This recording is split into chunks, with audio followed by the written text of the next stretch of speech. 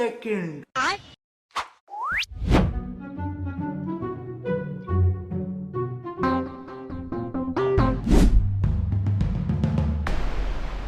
কিরে বন্ধু তুই 300 টাকা পাসো শালা ধীরে কথা কর ক্ষমা করে দাও এ বন্ধু ও বলে 300 টাকা পাইছে চা দর্শি আর টিয়া ধরা দেবো না খেলা ছাড়িয়া দে